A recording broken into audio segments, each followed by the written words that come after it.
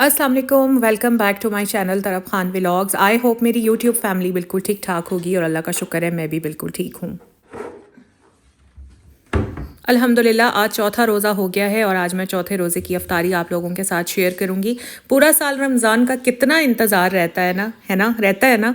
और जैसे ही रमज़ान आते हैं पता ही नहीं चलता, रोज़ा ऐसे मुझे लगता है जैसे पर लगा के भाग रहे हों रोज़े। इधर रमज़ान शुरू हुआ, उधर रमज़ान ख़त्म हो गया और रमज़ानुल मुबारक में एक कितनी अच्छी सी रूटीन सेट हो जाती है। और जैसे ही रमज़ान ख़त्म होता है तो यकीन करें मैं तो उस रूटीन को बहुत ज़्यादा मिस करती हूँ, क्योंकि अल्लाह ताला ने जो रहमतें, बरकतें, इबादतें इस महीने में रख दी हैं ना, बड़ी फितरी बात है कि कौन मुसलमान होगा जो इन सब चीज़ों को और इस महीने को मिस नहीं करेगा। रोज़ों की वजह से ना मैंने सफाइयों का काम बहुत हल्का कर दिया है, क्योंकि हेल्पर्स का भी रोज़ा होता है, सो मैं नहीं चाहती कि रोज़े में उनको इतनी मुशक्क़त करनी पड़े। आज हमारा लाउंज का जो ये वाला डोर है ये तकरीबन 3 दिन से साफ़ नहीं हुआ था और इसके शीशे काफ़ी गंदे हो रहे थे। तो मैंने समिया को कहा कि समिया तुम जो भी काम कर रही हो छोड़ दो, बस इस डोर के मुझे शीशे साफ़ कर दो, क्योंकि शीशों पर ना उंगलियाँ छपी हुई थी और वो मुझे लिटरली चुभ रही थी। तो मैंने कहा कि सब कुछ छोड़ो और सबसे पहले यहाँ के तुम शीशे साफ़ करो।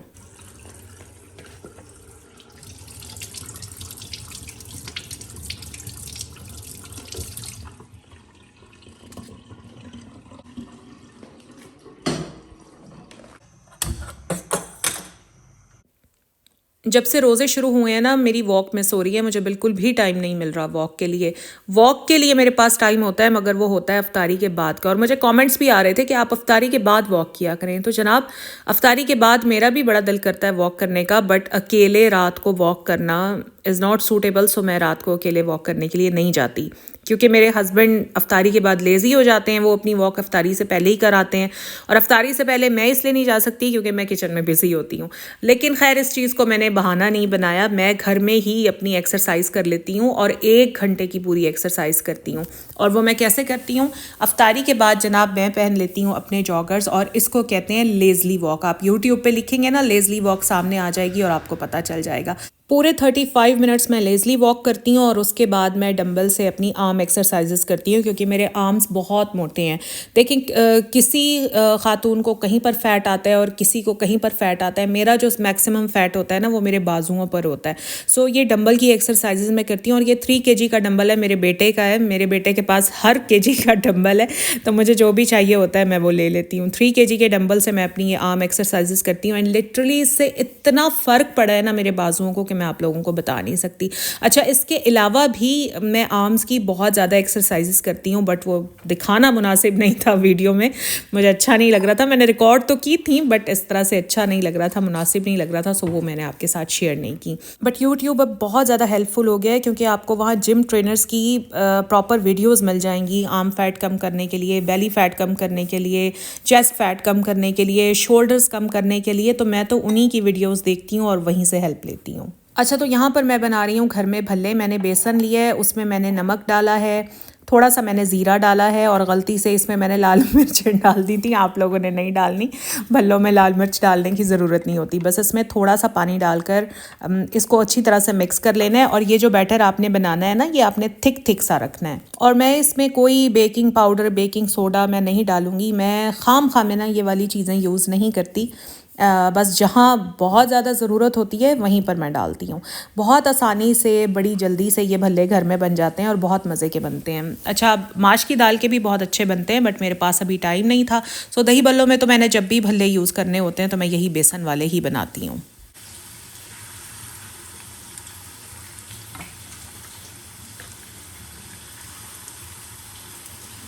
बेसन का जो बैटर है वो आपने पतला नहीं रखना, मुझसे थोड़ा सा पतला हो गया था, बट आपने थिक सा रखना है ताकि मोटे मोटे भल्ले बने।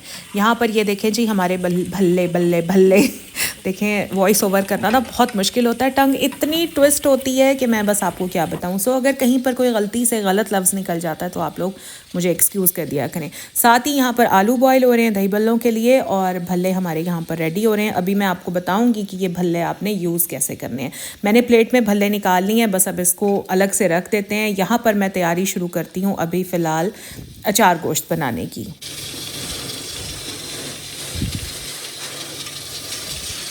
सीधी सी बात है, मैंने तो सिंपल चिकन ग्रेवी बनानी थी, लेकिन जैसे ही मेरे बच्चों को पता चला कि मैं चिकन ग्रेवी बना रही हूँ तो उन्होंने कहा नहीं, चिकन ग्रेवी आपने नहीं बनानी, या चिकन कढ़ाई बनाएं या फिर अचार गोश्त बनाएं।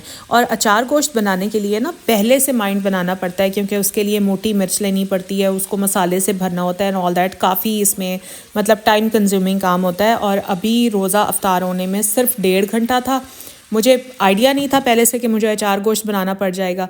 सो बच्चों की डिमांड थी तो मैंने सोचा कि चलें जैसे भी करके ना बस अचार गोश्त मैं बना लेती हूँ। और लकीली मेरे पास नेशनल का अचार गोश्त मसाला रखा हुआ था, सो मैंने सोचा मैं वही मसाला यूज़ करके अचार गोश्त बनाऊँगी।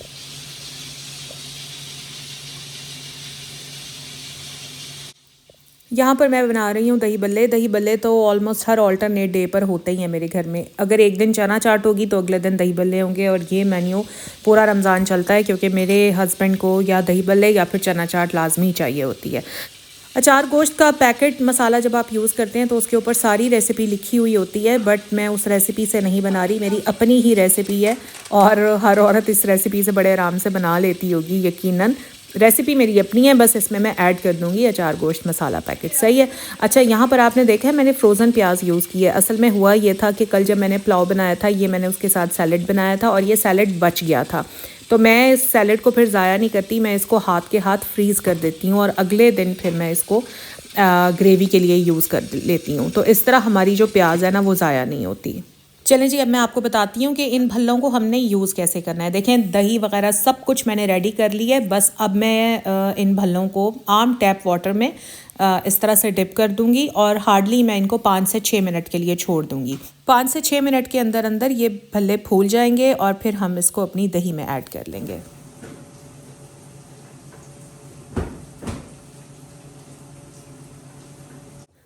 आज क्योंकि अचार गोश्त बन रहा है तो साथ में रोटी भी बनेगी ही बनेगी, और यहाँ पर शकीला जो है वो रोटी बनाने की तैयारी करी, और ज़्यादा रोटी नहीं बनानी, सिर्फ 3 रोटियाँ बनेंगी।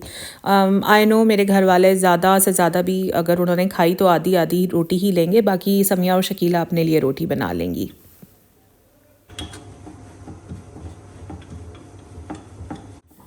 अच्छा, तो कल मेरी वीडियो पर मुझे एक कमेंट आया था कि वैसे तो आप बड़ा कहती हैं कि आप डाइट पर हैं, आपके पूरे घर वाले डाइट पर हैं, उसके बावजूद आप ऐसी चीज़ें बना रही हैं अफ्तारी में जिनमें कार्ब्स हैं, सारा फ्राइड आइटम है। तो देखें, पोर्शन कंट्रोल किसको कहते हैं। मैं इसीलिए जब भी वीडियो बनाती हूँ तो मैं एंड में अपनी प्लेट आपको दिखाती हूँ। आप लोग मेरी प्लेट पर गौर किया करें कि उस प्लेट में तकरीबन सारी चीज़ें होती हैं, बट बहुत थोड़ी थोड़ी, यानी हार्डली 1 से 2 स्पून होते हैं। तो हमें रमज़ान में हम सब कुछ खा सकते हैं, इंजॉय कर सकते हैं, बट हमें अपना पोर्शन कंट्रोल करके रखना है। और वैसे भी हम लोग पूरा साल बड़ी एहतियात से खा रहे होते हैं, फिर हम सब घर वाले सहरी नहीं करते, सब पानी पीते हैं और एक एक खजूर खा लेते हैं, डिनर हमारे घर में नहीं बनता। तो फिर मेरी पूरी कोशिश होती है कि अफ्तारी में कम से कम 4 से 5 आइटम ज़रूर हों, और बच्चे या मेरे हस्बैंड या मैं, हम लोग थोड़ा थोड़ा सब कुछ खा सकें। यहाँ पर ये जो दही आप लोग देख रहे हैं, ये मैंने कल रायता बनाया था और रायता बच गया था, सो उस रायते को भी मैंने वेस्ट नहीं किया, फ्रिज में रख लिया था, और आज इसको मैं अपनी ग्रेवी में यूज़ कर रही हूँ। अभी बना रही हूँ जी मैं यहाँ पर फ्रूट सैलेड, और ये बहुत मज़े का बनता है। बट फ्रूट सैलेड बनाते हुए प्लीज़ ज़रा फ्रूट्स का जो इंतखाब है वो सोच समझ कर किया करें। इसमें मैं आपको बता देती हूँ मैंने क्या क्या फ़्रूट डाला है। इसमें मैंने एप्पल्स डाले हैं, बनानास डाले हैं, एक मेलन डाला है, और साथ में इसमें जाएगी स्ट्रॉबेरी, एंड दैट्स इट। इसके अलावा आपको कोई फ्रूट नहीं लेना। लोग अनार भी दरमियान में डाल देते हैं, फिर अंगूर भी डाल देते हैं, अमरूद भी डाल देते हैं, वो फिर अच्छा फ्रूट सैलेड नहीं बनता। इसमें आपको एप्पल्स की क्वांटिटी थोड़ी सी ज़्यादा रखनी है, बनाना थोड़े से कम रखने हैं, और मेलन बस एक काफ़ी है। सही है। और इसमें फिर स्ट्रॉबेरीज़ हमने लाजमी ऐड करनी है, वो बड़ी अच्छी लगती हैं। एक और चीज़ जो आपने नहीं भूलनी वो है किशमिश।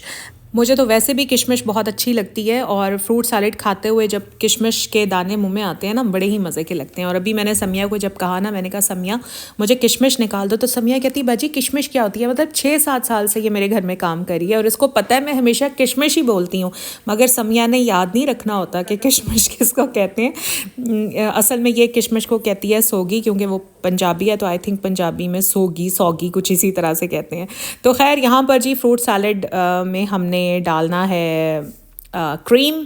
वैसे तो हाफ़ डब्बा भी क्रीम का काफ़ी होता है, बट यहाँ पर फ्रूट्स की क्वांटिटी मेरे पास ज़्यादा थी, सो मैंने पूरा डब्बा ही क्रीम का शामिल किया है। और साथ में ऐड कर देंगे जी मेयोनीज़। अच्छा, मेयोनेज़ ना मैं सिर्फ यंग्स का यूज़ करती हूँ, मुझे सिर्फ यंग्स का मेयोनेज़ पसंद है। मैंने नेशनल का भी ट्राई किया है, एक दो और ब्रांड्स का भी मैंने ट्राई किया है, बट नहीं अच्छा लगा मुझे। इवन मेरे बच्चों को भी नहीं पसंद, हमें सिर्फ यंग्स का मेयोनेज़ अच्छा लगता है, so I always buy Young's mayonnaise.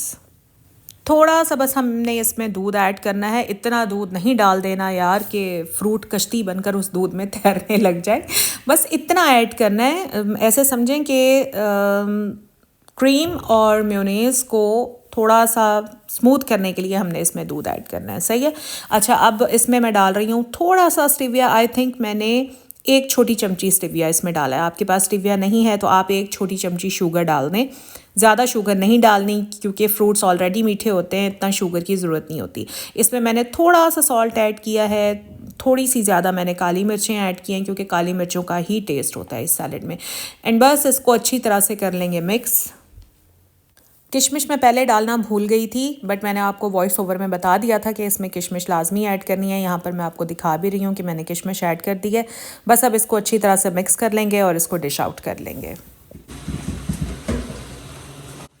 कल तो अफ्तारी बनाने के बाद, अफ्तारी करने के बाद मेरी पिंडलियों में जो दर्द हुआ है कि बस मैं क्या ही बताऊँ आप लोगों को। मतलब मेरी पिंडलियाँ इतनी दुख रही थीं कि मुझसे आराम से ना सोफ़े पर बैठा भी नहीं जा रहा था, लिटरली इतना दर्द हो रहा था। तो खैर फिर 2 पैनाडोल की टैबलेट्स लीं और फिर घंटे बाद जाकर थोड़ा सा कुछ पिंडलियों को सुकून हुआ था। बट अभी भी इतना दर्द है कि हाथ नहीं लगता। मतलब अजीब सी जो दुखन होती है ना, वो दुखन है अभी तक।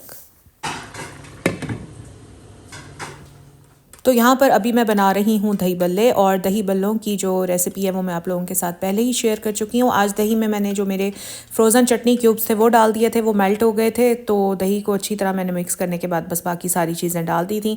दही बल्लों में मैं चने ज़रूर डालती हूँ क्योंकि मुझे भी अच्छे लगते हैं, मेरे हस्बैंड को भी अच्छे लगते हैं। इवन मेरे घर में फ्रूट चाट बनती है तो उसमें भी थोड़े से चने मैं लाजमी ऐड करती हूँ। चनों की वजह से फ्रूट चाट भी बहुत मज़े की हो जाती है।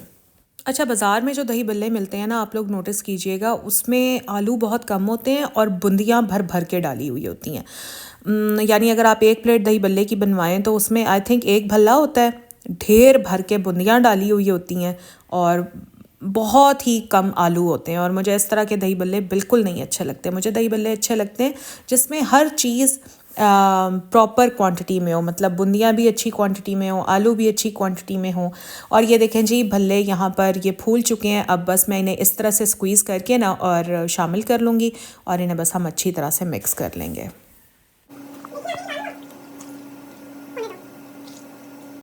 अच्छा, बाज़ार से जो दही बल्ले मिलते हैं ना, मुझे तो वो दही बल्ले कम और दही बूंदी ज़्यादा लगती है। आलू तो होते ही नहीं है, वैसे आपस की बात है। मुझे दही बल्ले वही अच्छे लगते हैं जिसमें आलू ज़्यादा हों, तभी खाने का मज़ा आता है। अच्छा, यहाँ पर जी बस मैंने दही बल्लों को अच्छी तरह से मिक्स कर लिया है। अब इसको हम डिश आउट कर देंगे और गार्निश करने के लिए ऊपर थोड़ा सा हरा धनिया मैं स्प्रिंकल कर दूँगी।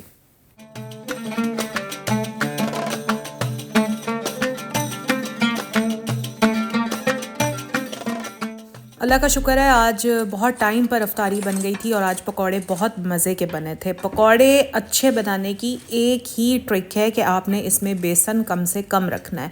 अच्छा, लोग कहते हैं बेसन पकौड़े अगर कुरकुरे बनाने हैं तो उसमें कॉर्नफ्लोर डाल दो, मैदा डाल दो, पकौड़ा कुरकुरा हो जाएगा। नहीं, नहीं बनता पकौड़ा कुरकुरा। आपने बेसन कम से कम रखना है। इसमें जो चीज़ें हैं ना, आप आलू डाल रहे हैं, प्याज डाल रहे हैं, वो आपने ज़्यादा रखनी है, बेसन आपने कम रखना है, तभी पकौड़ा कुरकुरा बनेगा। और ये चीज़ मैंने शादी से पहले अपनी अम्मी से सीखी थी क्योंकि मेरी अम्मी बहुत कुरकुरे पकौड़े बनाती थी। अब तो नहीं बनाती, अब तो मेरी भाभी बनाती हैं या उनकी मेड्स बनाती हैं, बट पहले अम्मी बनाया करती थी और अम्मी के पकौड़े बहुत कुरकुरे होते थे। मुझे अम्मी के हाथ के पकौड़े बहुत पसंद थे, तो तभी मैंने अपनी अम्मी से ये बात सीखी थी। तो यहाँ पर अल्हम्दुलिल्लाह जी टेबल हो चुका है सेट। वैसे मैं आप लोगों को बताऊं कि मेरी भाभी की कुकिंग भी माशाल्लाह माशाल्लाह बहुत अच्छी है। और भाभी की कुकिंग इसलिए अच्छी है क्योंकि भाभी की अम्मी की कुकिंग बहुत अच्छी है। और उनकी अम्मी तो बहुत मज़े मज़े के खाने, और वो इतने मुश्किल खाने बना लेती हैं जो हम लोग सोच भी नहीं सकते। मतलब वो सोहन हलवा तक बना लेती हैं। आंटी जो है ना, वो सोहन हलवा भी घर में बना लेती हैं। मैं तो खैर मुझे तो पता ही नहीं वो बनता कैसे, और अगर पता भी हो तो मैं तो ये कोशिश करूँगी भी नहीं क्योंकि बहुत मेहनत तलब काम है। थोड़े दिनों पहले मैं अम्मी के घर गई हुई थी तो मेरी भाभी ने कीमा बनाया हुआ था और क्या ही मज़े का कीमा बनाया हुआ था, मतलब बहुत ज़बरदस्त। चले मैं कोशिश करूँगी कि किसी ना किसी अफ्तार में अगर मैं अम्मी की तरफ गई तो भाभी की कुकिंग कोई ना कोई रेसिपी कोई ना कोई डिश आप लोगों के साथ ज़रूर शेयर करूँगी इंशाल्लाह।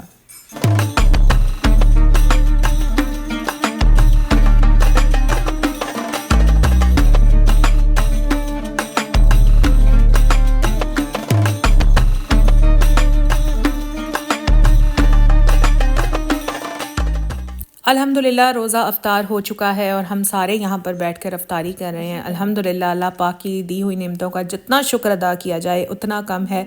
हम लोग बहुत नाशुक्र हैं। अल्लाह ताला ने इतनी नेमतें अता की हुई हैं, फिर भी कभी ना कभी किसी ना किसी बात पर अल्लाह ताला से गिला कर बैठते हैं। गुनाहगार हैं हम लोग, अल्लाह ताला हम सबको माफ़ फरमाए, हिदायत का रास्ता अता फरमाए। और आज मेरी बेटी के सर में बहुत दर्द था सुबह से ही। जब वो स्कूल से वापस आई वो तभी मुझे कह रही थी कि मामा आज मुझे सर में बहुत पेन हो रहा है। तो मैंने उसको यही कहा कि बेटा अब तो रोज़ा है, सो मैं आपको मेडिसिन तो दे नहीं सकती, आपको अफ्तारी तक सब्र करना पड़ेगा, बेहतर है कि आप सो जाओ। सो वो सो गई थी और अभी अफ्तारी के लिए मैंने उसको उठाया और जैसे ही अफ्तारी होती है तो फिर मैं उसको पेन किलर दे दूँगी। तो जनाब यही बस मेरा आज का व्लॉग था। आई होप आप लोगों ने आज का व्लॉग एंजॉय किया होगा, आपको पसंद आया होगा। अगर पसंद आया है, थोड़ी सी भी कोई चीज़, कोई बात, कोई मेरी रेसिपी अच्छी लगी है तो प्लीज़ मेरे व्लॉग को लाइक ज़रूर कीजिएगा। अगर आप मेरे चैनल पर आज फ़र्स्ट टाइम आए हैं तो प्लीज़ मेरे चैनल को सब्सक्राइब भी ज़रूर कीजिएगा, अपने फ्रेंड्स एंड फैमिली के साथ शेयर भी ज़रूर कीजिएगा। खुश रहें, इबादतें करें, दुआओं में मुझे भी याद रखें, अपना ख्याल रखें। अल्लाह हाफ़िज़।